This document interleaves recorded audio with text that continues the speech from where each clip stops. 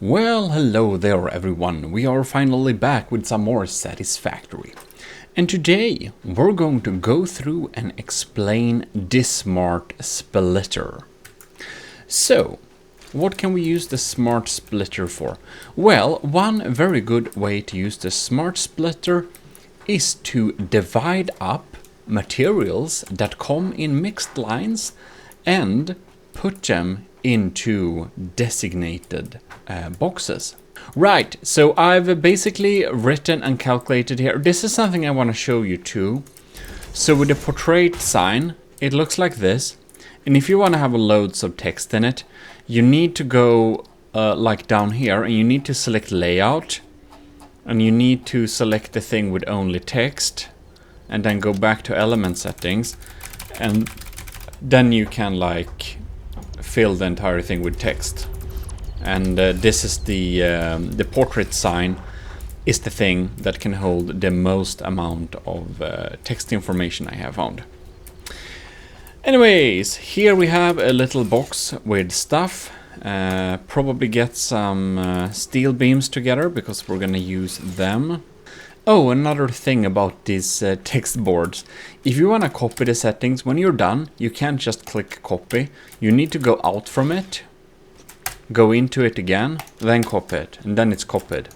So then we can paste it, since we want this information closer to where we're at. So here we have the connection line, and it's Mark 3 all the way, and we can go and connect them to the boxes here. So, how do we do this? Well, we will go into logistics, go down to smart splitter, and adjacent to this connection, you can see I've connected it up to this thing. We have a little smart splitter here. So of course we're gonna add a smart splitter to each of them like this. And like this, and we're going to do the full explanation here, so it's really nice. Damn, this blocks. Well, that happens. So, what are we going to do? Well, you can see there is a direction. It comes from here and goes towards here, so we go into it. This means that left output, we're going to set it as steel pipes, because these we have the most of.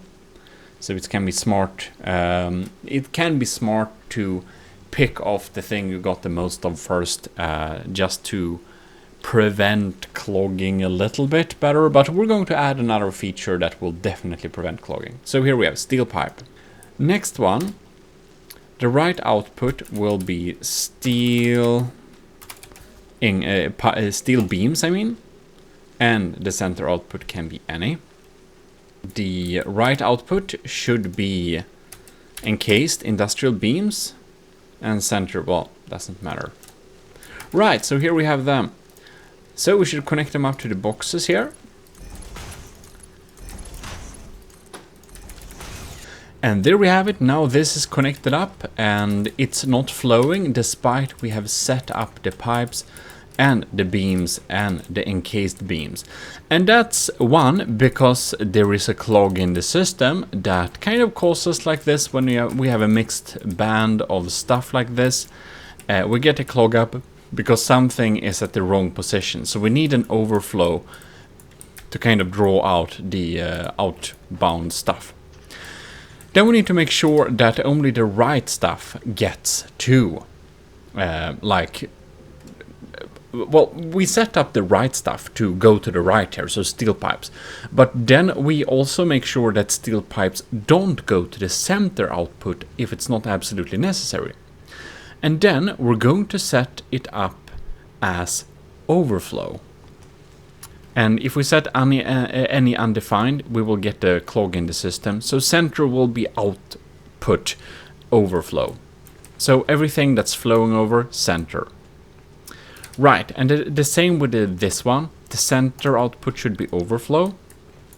And then this center output should also be overflow. But we're actually going to use the left outpost to draw the overflow. Come on now. Thank you. So in the center output, we are going to have the overflow.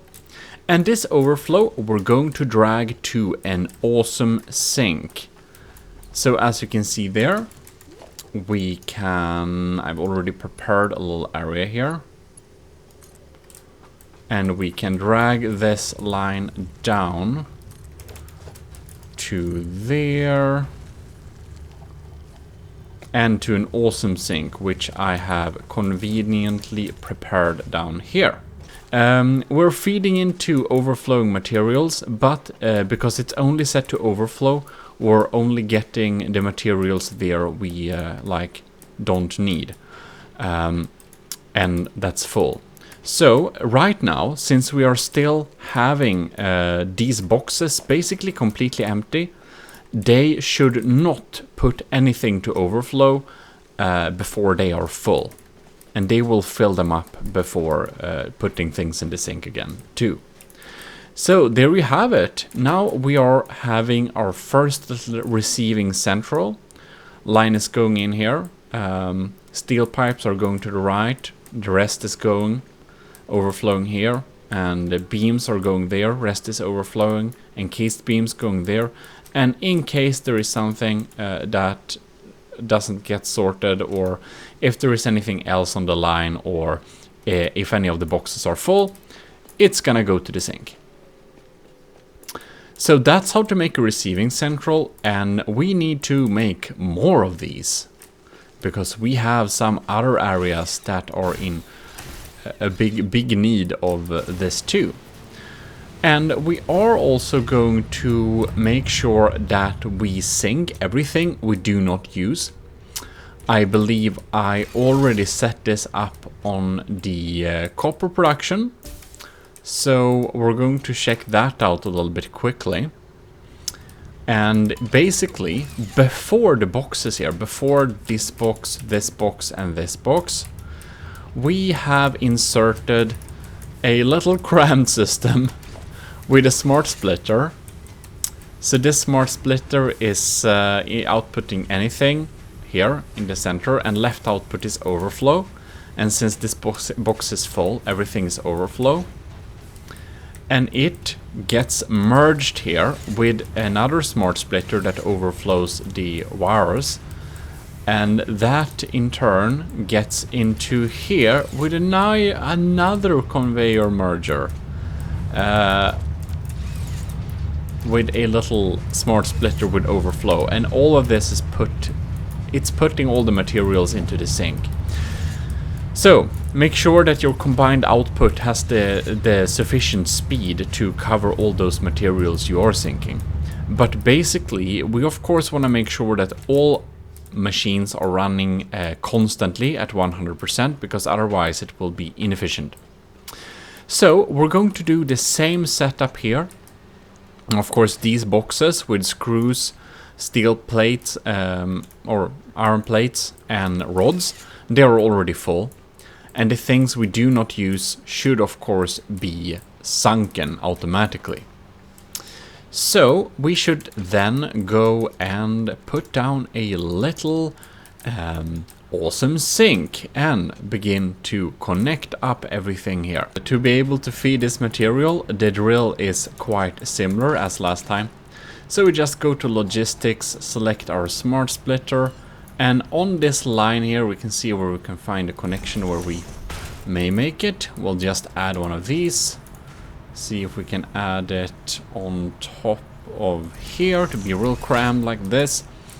And this, well, you need to make sure you know which direction you're going in. Just look at the belt here. We're going this direction, which means that we're gonna use the right output. And once again, just set it to overflow, as well as this one, overflow. Now you of course need some mergers and stuff like that. Otherwise it will be quite difficult for you to, well, connect everything up correctly. So this thing is starting to feed the rods, so the rod facility can start producing again. Isn't that nice?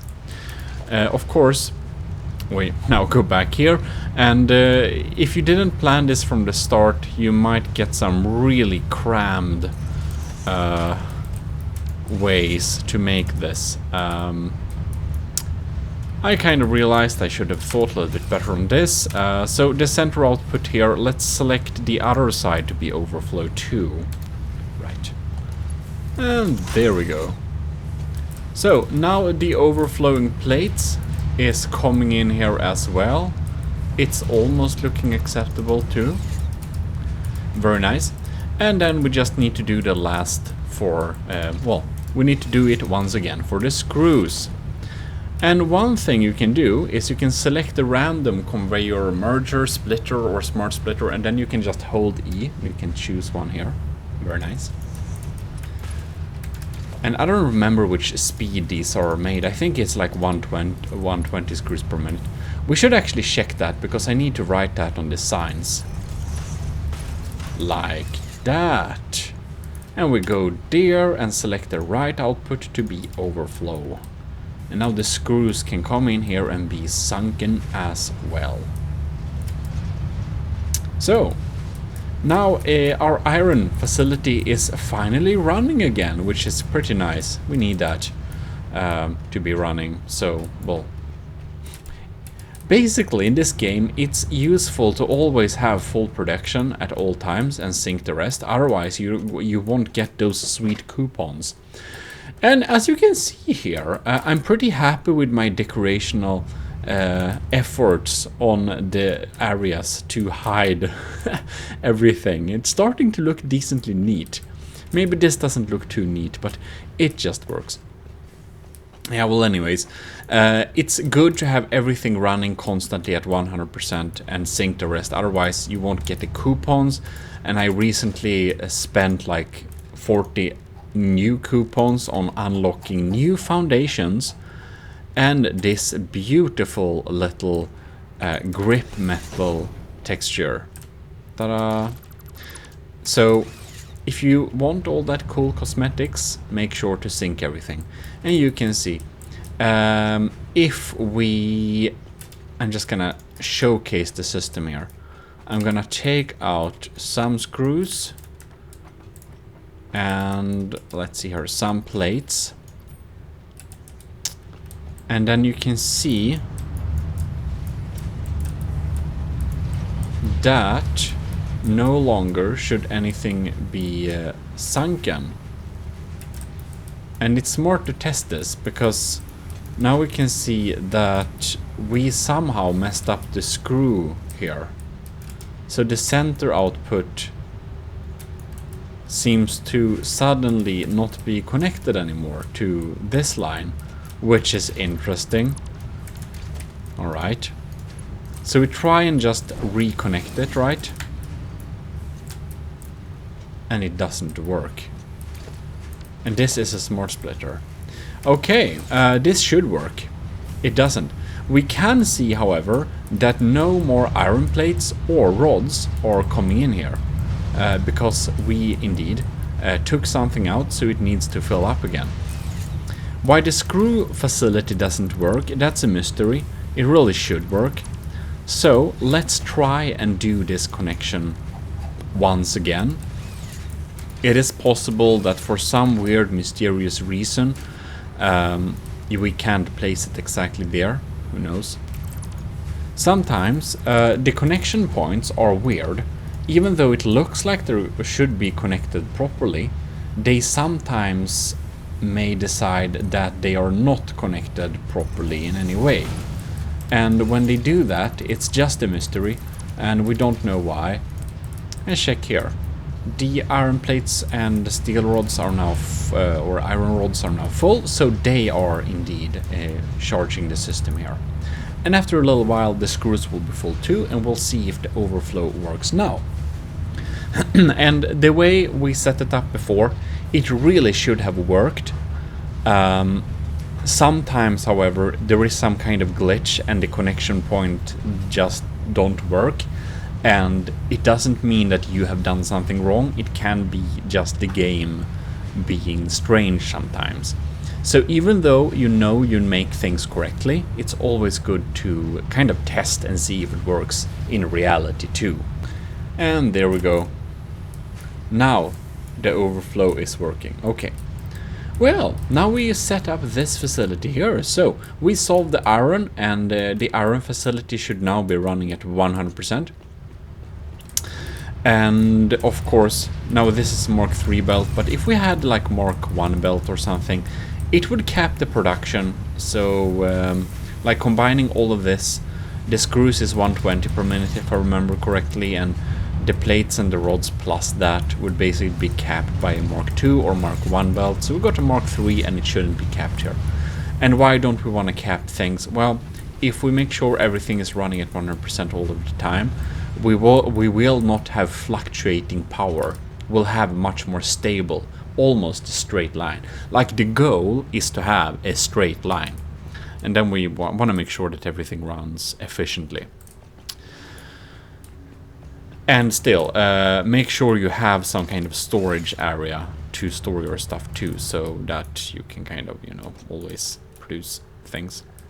So, then we have new spaces to do the same to.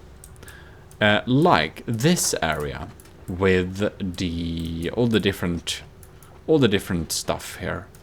What are they called? Modular frames, reinforced arm plates, and rotors. We of course need to install some kind of smart splitter system here, or not like some kind, we need to install the exact same smart splitter system like we already gone through. So we can clearly see that a good area to extract them is from the side here. We can probably combine it with a smart sink for this concrete facility, because this concrete facility isn't getting sunken right now. And I think you know the drill by now. Make sure you get the smart splitter. Here we have the output for the... let's see if this is really it. Man, this is complex. Oh no, it's...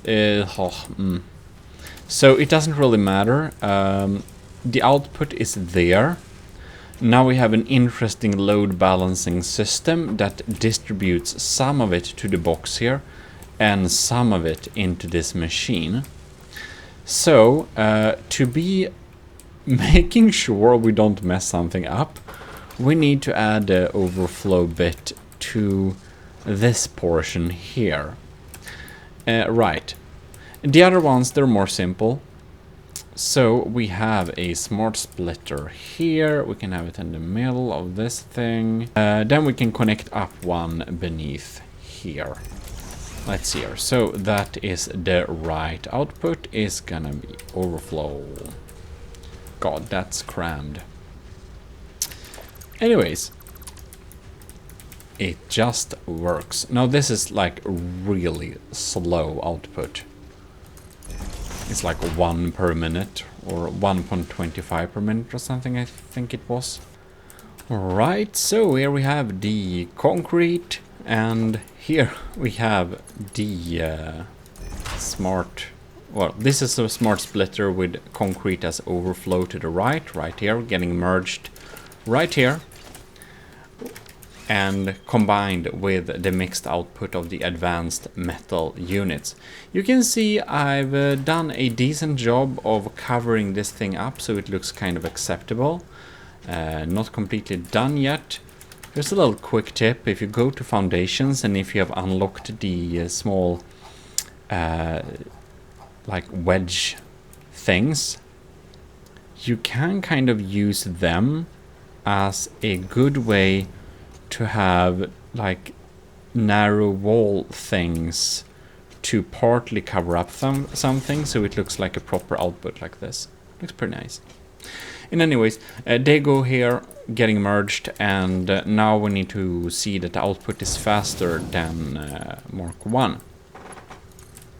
And we should drag this line because I'm gonna take this production, this overflow production, and put it where we have the sink for the smart plates, because we don't need, like, likewise for smart, no, likewise for the awesome sinks, we don't want to have more than like necessary. We want to make those we have run efficiently instead. Very good. Now the Mark II line with concrete and extra metal parts is getting sunk in there. Very nice. And it won't be looking as dense later on because of course the production isn't that like fast. It's basically stored materials too. So we should be not overshooting that, and we should set up the last little facility here. So you can see it's set to overflow, and of course once again check that it's actually working in real world as well, because sometimes it is not. And here you can see it's flowing forwards. It's only overflow, so the minute we take out things from the box, it won't flow again. So we're just gonna take one per box here, one stack, make sure that it actually works as intended. It seems to be entirely empty now, since it's now filling up the boxes instead. How nice is that not? Now we only have one more facility to set up. Yes, indeed. Now we only have the receiving line that comes from over there, with the silica and, well, it's mostly silica. We should be getting up there. I have started on a little platform thing, where we will have the receiving station.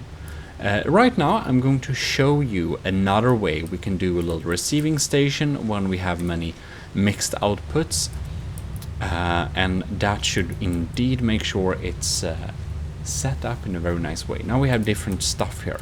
We have different 1, 2, 3 different lines, and 2 of them are mixed. Alright, so there we have it here. I've added some boxes here. You can see we have, well, 5 boxes. And that's because we want to split up some materials coming in here. We're actually going to leave one box empty because the copper, it's not worth sinking copper ingots really. It's just too little. Of course it's worth it like that, but it's, you know. Anyways, we should divide up the mixed line with quick wire and AI limiters, and the mixed line with silica and quartz crystals. So let's see here, that's a Mark III belt, so we need to remember that. So 1, 2, 1, 2, these are paired. We should insert this one here. And then we have this one. And we can insert that one here. Let's see, there you go. Clip. Have it here. So this is AI limiters and quick wire. So in the center output, we can just set it to be like a quick wire, and to the right output, we can set it to be AI limiters, and we can just put it in there, and it will divide it up just like that. And for this one, we can say that the center output will be silica, and the, let's see here, which is the one we're gonna connect, the right output on this one too, is quartz crystal, like that.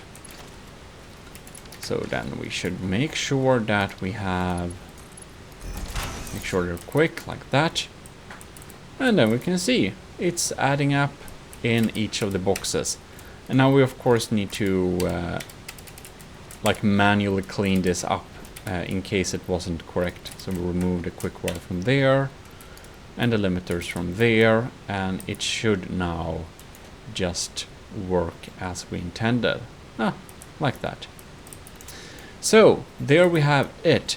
Now of course we may have an overflow problem if there is too much in the boxes. We still want them to be sunken. So the right output is, or the left output I mean, is gonna be overflow. It's gonna be overflow. And these we're going to connect up to a smart sink as usual. So it's just like that. We're just gonna take down the left output. Oh, it's gonna block our view here, not nice. Well, that's the like principle of it. We'll just have it connected up, and we're gonna add it to a little smart sink, awesome sink I mean, later on, and eventual future overflow will go in there. I've shown you this process many times, but I just wanted to make it very clear and very easy if it's something that's new to you. So that's basically how we do it, how to make a receiving central, and how to use the smart splitters efficiently. And we can take a little extra look on the like smart splitters, because there are more options. Like, we can set everything independently, and then there are some other behaviors here. And what you can do is you can set something to be like air limiters to one side, and then we can have other thing to anything undefined. And if you want to have none, you can select that. So one of the output would not output anything, even if it's connected. But basically, when it comes to these two other settings, when we set it to none, we might as well not connect that end, and will be a lot wiser. And when it comes to any undefined, it's probably better to select overflow, because then we can sync the rest of the output too. But if you select any undefined, it will, well, of course, output anything that we didn't set up. So these are the other settings that exist, but I haven't shown you using them too much, because to be honest, we mainly use overflow specific items or any for the smart splitter. And any setting is of course what a normal splitter is automatically set up to. So I believe that this will be it for this time, and hopefully you will have learned how to set up a smart splitting system and a little receiving bus for your materials. So, pretty simple, but now you should be generating a lot more coupons than you were before, because as you probably can understand, by connecting up my copper, my iron, my advanced iron, the concrete, all of this soon, the steel, we are now getting a lot more fix-it coupons potentially generated. We're gonna check out the steel facility before we completely sign off, because that's something we I wanna see if they're full already or not. Make sure that everything is working as intended. Whoops. Here we go. Aha. Really? Haha. They have not filled up yet. Oh, they're still filling up here. It takes time to fill a box like this. And, well, that means that nothing is going down the drain. Well, it should work, of course. I really thought it would have been, like, filled by now, but, well, apparently not. In any case, hope this all was useful for you. I'll see you next time. This is your host, Gmodism, and we are signing out. So, see you next time. Bye-bye.